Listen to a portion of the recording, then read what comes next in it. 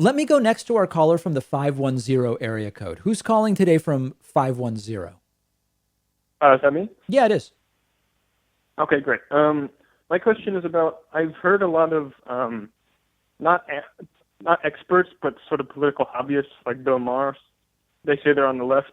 Talk about how identity politics and political correctness has kind of been the key feature of turning off moderate voters that would have otherwise voted for Clinton, but instead voted for Trump.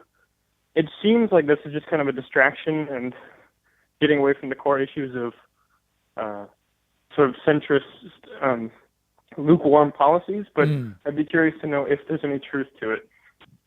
You know, anytime there's a question about what is the thing that has led to something, nothing is ever that simple. So like, there is no doubt that there are people that have been turned off by the perception that the Democratic Party is too focused on identity politics. There's also a lot of people who have exaggerated the degree to which that's the case in order to turn people off. Like, we have to understand, when we're being propagandized to, there's a movement that insists on saying the left is only about identity politics at this point, and that makes people get turned off, even if it's not actually true. So you understand how sometimes that can also be propaganda, right?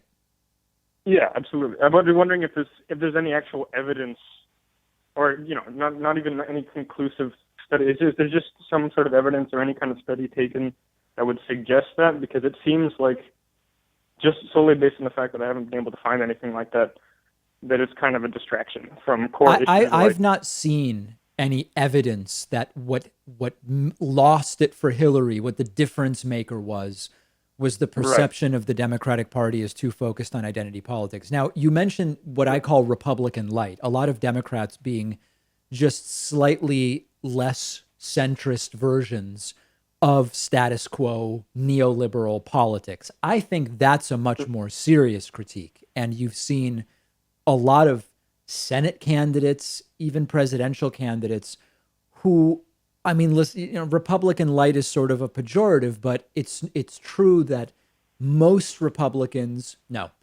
Republicans and most Democrats exist within a pretty narrow range of the political spectrum. You've got a bunch of extreme right-wingers now that are outside of that, and you've got some more left-wing folks like Bernie Sanders who are maybe outside of that.